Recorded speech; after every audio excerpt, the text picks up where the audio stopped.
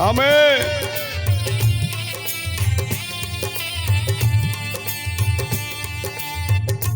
ఎన్ని బాధలున్నను ఇబ్బందులైలను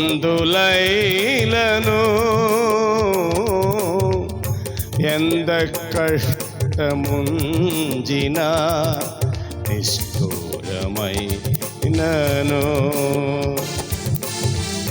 ఎన్ని బాధలున్నను ఇబ్బందులైలను ఎంత కష్టముంజినా నిష్ఠూరమైనను నీ మాట చాలయ్యా, నీ చూపు చాలయ్యా, నీ తోడు చాలయ్యా, నీ నీడ చాలయ్యా. నీ మాట చాలయ్యా, నీ చూపు చాలయ్యా, నీ తోడు చాలయ్యా, నీ నీడ చాలయ్యా. ఉండే నాకు చాలు యేసయ్యా, నీ వెంటే నేను ఉంటానేసయ్యా. నీ ఉంటే నాకు చాలు యేసయ్యా, నీ వెంటే నేను ఉంటానేసయ్యా. నీ మాట చాలయ్యా, నీ చూపు చాలయ్యా, తోడు చాలయ్యా, నీ నీడ చాలయ్యా. నీ మాట చాలయ్యా, నీ చూపు చాలయ్యా, నీ తోడు చాలయ్యా, నీ నీడ చాలయ్యా.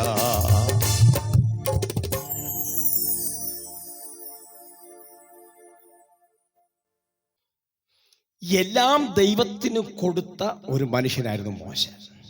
എല്ലാം ഒന്നും മാറ്റിവെച്ചു എന്ന് പറയാൻ നമുക്ക് പറ്റത്തില്ല. കാരണം ജീവിതം, ലൈഫേ ദൈവത്തിന് വേണ്ടി കൊടുത്തൊരു മനുഷ്യനായിരുന്നു മോശ. മോശയെക്കുറിച്ച് അതുകൊണ്ട് ദൈവം നല്ലൊരു സാക്ഷ്യം മോശയെക്കുറിച്ച് പറയുന്നുണ്ട്. അത് നമ്മളെ ഹീബ്രുവിൽ വായിക്കുന്നത് ഇങ്ങനെയാണ്, മോശെ അമാൻ ബൈത്ത് എന്നാണ് വായിക്കുന്നത്. ഏത് വാക്യമാണെന്നല്ലേ?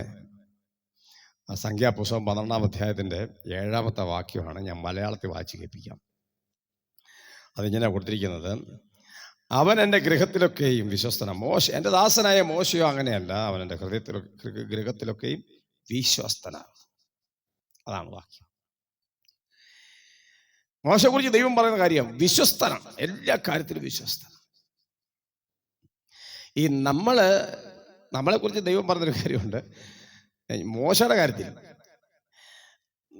നിങ്ങളെല്ലാവരും എന്നെ വിശ്വസിക്കുന്നു, പക്ഷെ ദൈവം മോശയെ വിശ്വസിക്കുന്നു. അതാ വ്യത്യാസം. ഈ നമ്മളെ വിശ്വസിക്കാൻ, നമ്മൾ ദൈവത്തെ വിശ്വസിക്കുകയാണ്, ദൈവം മോശയെ അങ്ങ് വിശ്വസിക്കുക. 40 വർഷക്കാലം നല്ല ട്രെയിനിങ് കൊടുത്ത ആളെ കൊണ്ടുവരിക മോശനെ. ജീവിതത്തിൻ്റെ എല്ലാ മേഖലകളും നന്നായിട്ട് കർത്താവിനറിയാം മോശയെക്കുറിച്ച്. നമുക്കൊരു നല്ല ഭാഷ പറഞ്ഞാൽ തെളിഞ്ഞ കിണർ പോലെ, സ്ഫടികം പോലെ വെള്ളമുള്ളൊരു കിണർ ഇല്ലേ? അങ്ങനത്തെ കിണർ കണ്ടിട്ടില്ലേ? നിങ്ങളുടെ വീട്ടിലെ കിണറ്റിലോട്ട് നോക്കി വല്ലപ്പോഴും നോക്കണേ. സ്ഫടികം പോലെ വെള്ളം. നിങ്ങൾക്കറിയാലോ, ഞാൻ കണ്ണൂരുകാരനാണ്. അപ്പോൾ ഞങ്ങളുടെ വീട്ടിൽ ഈ കിണറില്ലായിരുന്നു, അയലോക്കത്തെ വീട്ടിൽ നിന്ന് വെള്ളം കോരിക്കൊണ്ടിരുന്നത്. അപ്പം ഒരു ദിവസം അമ്മ പറഞ്ഞേടാ നമുക്ക് കിണറൊരെണ്ണം കുത്തണം എന്ന് പറഞ്ഞു. അപ്പം എൻ്റെ മൂത്ത ജ്യേഷ്ഠൻ അതിനുവേണ്ടി രംഗത്തിറങ്ങി, അദ്ദേഹത്തിനും കൂടെ ഞങ്ങളും ഇറങ്ങി. സ്വത്രം ഒരു 10-14 കോലിന് വെള്ളം കിട്ടി. ഇഷ്ടം പോലെ വെള്ളം. ഈ മഴക്കാലമായ ഉറവയുടെ കളിയാണ് എന്ന് പറഞ്ഞാൽ കപ്പിന് കോരിയെടുക്കുക, അതുപോലെ വെള്ളം വിലയെത്തും. അതുപോലെ സ്ഫടികം പോലത്തെ വെള്ളം. താഴെ എന്തെല്ലാം കിടപ്പുണ്ടെന്ന് കൃത്യം എന്ന് പറഞ്ഞാൽ താഴെ പാറയുണ്ട്, പക്ഷെ ആ പാറയൊക്കെ നല്ല ക്ലിയർ ആയിട്ട് കാണുന്ന രീതിയിലുള്ള വെള്ളം ഞങ്ങൾക്ക് കിട്ടി. ഇപ്പോൾ ആ കിണർ റോഡ് സൈഡിലായതുകൊണ്ട് അതങ്ങ് മൂടിയിട്ട് തൊട്ട് താഴോട്ട് വേറൊരു പുതിയ കിണർ ജ്യേഷ്ഠൻ തന്നെ കുത്തി റെഡിയാക്കി. സ്തോത്രം. ഞാനീ പറഞ്ഞു വന്നത്, കിണറിൻ്റെ ശുദ്ധമായ വെള്ളം, സ്ഫടികം പോലത്തെ വെള്ളം. സ്തോത്രം. ഇന്ന് എല്ലാ കിണറ്റിലും അങ്ങനെയല്ല കേട്ടോ. ചില കിണറ്റിലൊക്കെ അടിയിൽ കിടക്കുന്ന സാധനങ്ങൾ കണ്ടു കഴിഞ്ഞാൽ നമ്മൾ ഞെട്ടിപ്പോവും. ഓല, മടല്, പാത്രം, പിന്നെ കഴിഞ്ഞ പ്രാവശ്യം പൊട്ടി താഴെ വീണ ബക്കറ്റ് ഇതെല്ലാം അവിടെ കിടപ്പുണ്ട്. പക്ഷെ വെള്ളം സ്ഫടിക. ഇങ്ങനെ സ്ഫടിക പോലെ കിടക്കുന്ന വെള്ളം നമ്മൾ കാണുമ്പം അകത്ത് ഈ കിണറ്റിൻ്റെ അകത്ത് പൊത്തിനകത്തൊരു ഞണ്ടിരിപ്പുണ്ട്. അതാണ് കിണറ്റിലെ ഞണ്ട്. സ്വത്രം. അപ്പൊ ഈ ഞണ്ട് മെല്ലെ ഇറങ്ങി വന്നിട്ട് നമ്മൾ ഈ പറഞ്ഞതെല്ലാം കേട്ടു.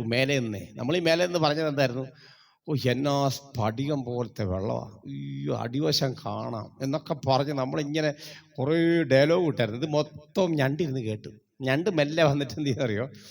ചേട്ടാ, ഇവർക്ക് ഉള്ള അവസ്ഥ എന്താണെന്ന് അറിയിക്കണമല്ലോ, അല്ലാണ്ട് ശരിയാവില്ല. ഇവര് സത്യം പറഞ്ഞാൽ ഈ വെള്ളത്തിൻ്റെ കിടപ്പ് കണ്ടിട്ട് ഇവർ പോകുന്നു. എന്നാൽ ഇവരൊക്കെ ഉള്ള അവസ്ഥ കാണിക്കാമെന്ന് പറഞ്ഞ് ഞണ്ട് മെല്ലെ വന്നിട്ട് ഈ മടലെ പിടിച്ചൊരു വലി. മടലെ പിടിച്ച് വലിച്ചതുമല്ല, നിമിഷ നേരത്തോളം കൊണ്ട് ഈ സ്ഫടികം നമ്മൾ പറഞ്ഞുകൊണ്ടിരുന്ന വെള്ളമുണ്ടല്ലോ മൊത്തം കലങ്ങി. ഞണ്ട് പോയിട്ട്, മടല് പോയിട്ട്, ബക്കറ്റ് പോയിട്ട് ഒരു സാധനവും കാണാൻ പറ്റാത്ത പരുവത്തിൽ മൊത്തം കുളമാക്കി കിടക്കുക. കണ്ടോ? നിമിഷ നേരം കൊണ്ട് ഈ വെള്ളത്തിന് സംഭവിച്ചത് കണ്ടോ? നമ്മളെല്ലാം പറഞ്ഞു, നമ്മൾ മേലെ നോക്കിയാ പറഞ്ഞല്ല, ഭയങ്കര ഭയങ്കര കണ്ണാടി പോലത്തെ വെള്ളം എന്നൊക്കെ നമ്മൾ പറഞ്ഞു. പക്ഷെ ഇതിനടിയിൽ കിടക്കുന്ന സാധനങ്ങൾ മുഴുവനും വേസ്റ്റ് അടിഞ്ഞ് കിടക്കുക.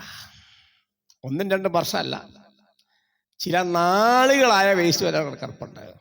ഒരു ഞണ്ട് ഇറങ്ങി വരേണ്ട വന്നു ഒറിജിനൽ കിണറിൻ്റെ സ്ഥിതി നമ്മളെ അറിയിക്കാൻ. എന്നെ കേൾക്കുന്ന ദൈവമക്കളെ, നിങ്ങളൊരു പക്ഷെ ഭയങ്കര ഭയങ്കര സെറ്റപ്പാ, ഇങ്ങനത്തെ ഒരു മനുഷ്യനെ ഞാൻ കണ്ടിട്ടില്ല, എന്നാ ക്ലാരിറ്റി, എന്നാ ക്ലിയറായി, എന്നാ ക്രിസ്റ്റൽ ക്ലിയറായിട്ട് ജീവിക്കുന്ന ഒരു മനുഷ്യനൊക്കെ നമ്മൾ പറയുമ്പോഴേ, ഇങ്ങേരുടെ ജീവിതത്തിൽ അടിഞ്ഞു കിടക്കുന്ന കുറേ സാധനമുണ്ട് ഇല്ലേ? 2 വർഷമായിട്ടത്, 5 വർഷമായത്, 8 വർഷമായത്, ഏതെങ്കിലും പഴയ മടല്, അതുപോലെ തന്നെ ഈ ഓല, സ്തോത്രം, ഒന്ന് ഇളക്കട്ടെ.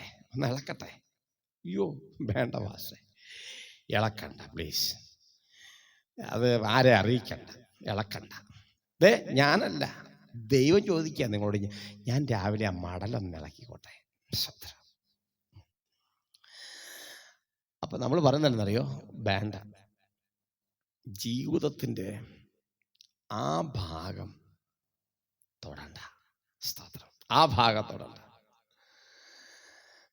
എല്ലാം സീക്രട്ടായിട്ട് നടക്കുക. ജീവിതത്തിന്റെ ആ ഭാഗം തൊടണ്ട. ഓപ്പണായിട്ട് പറയുക, ആ ഭാഗം തൊടണ്ട. സ്തോത്രം. എന്നെ കേൾക്കുന്ന ദൈവമക്കളെ, ഈ രാവിലെ പ്രഭാതത്തിൽ എനിക്ക് നിങ്ങളോട് പറയാനുള്ളത്, മോശയുടെ എല്ലാ ഭാഗവും തൊട്ടു ദൈവം, എല്ലാ ഭാഗത്തും നോക്കി. എന്നിട്ട് കർത്താവ് പറയാണ്, ഹി ഈസ് എ ഫെയ്ത്ത്ഫുൾ മാൻ. സ്തോത്രം.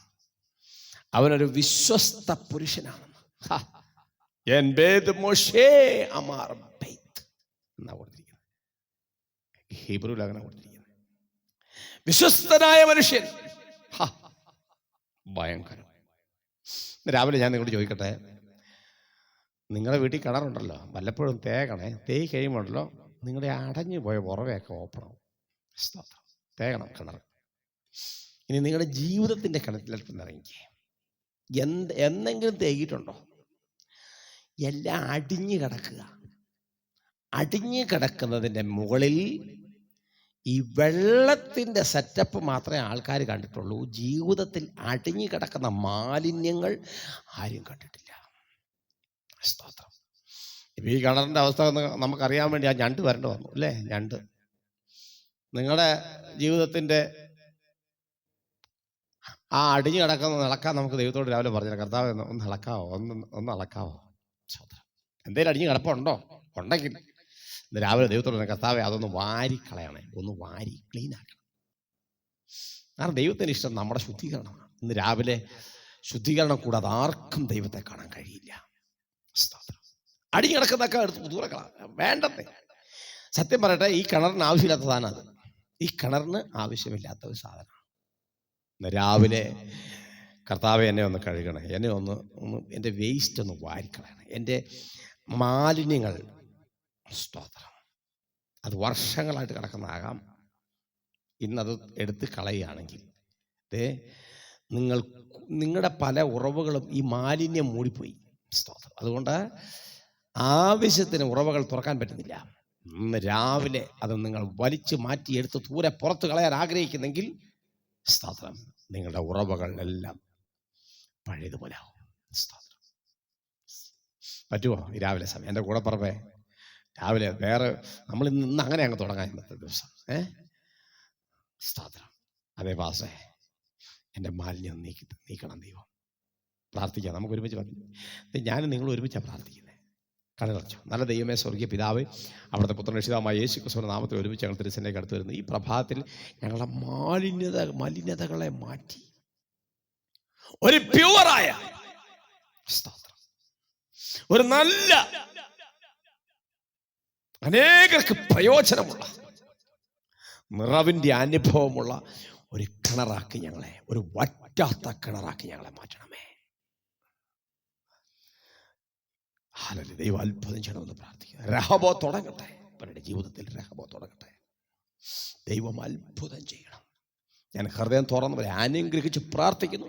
അനുഗ്രഹമായി തീരട്ടെ. ആരെങ്കിലും രോഗികളായി ഭാരം അനുഭവിക്കുന്ന യേശുവിന്റെ നാമത്തിൽ ഈ നിമിഷം തന്നെ സൗഖ്യമുണ്ടാകട്ടെ. കർത്താവ് അങ്ങനെ ചെയ്യുന്നവർക്ക് സ്തോത്രം. യേശു ക്രിസ്തുവിന്റെ വലിയ നാമത്തിൽ തന്നെ ആമേൻ. പ്രിയരെ, മറക്കരുത്, വിശ്വസ്തനായ മോശ. ദൈവം പറയുക, ദൈവം സർട്ടിഫൈ ചെയ്യുക, വിശ്വസ്തനായ മോശ. ഏതൊക്കെ കാര്യത്തിലാണ് വിശ്വസ്തൻ? അത് നമുക്ക് മറ്റൊരു ഭാഗം ചിന്തിക്കാം. മറക്കരുത്, ദൈവം എന്നെ നിങ്ങളെ നോക്കിക്കൊണ്ടിരിക്കുക. ഞാനും നിങ്ങളും ദൈവത്തിൻ്റെ മുൻപാകെ വിശ്വസ്തരാണോ? എല്ലാ കാര്യത്തിലും വിശ്വസ്തരായി മുന്നേറാം. ദൈവം നിങ്ങളെ സമൃദ്ധിയായിട്ട് അനുഗ്രഹിക്കട്ടെ.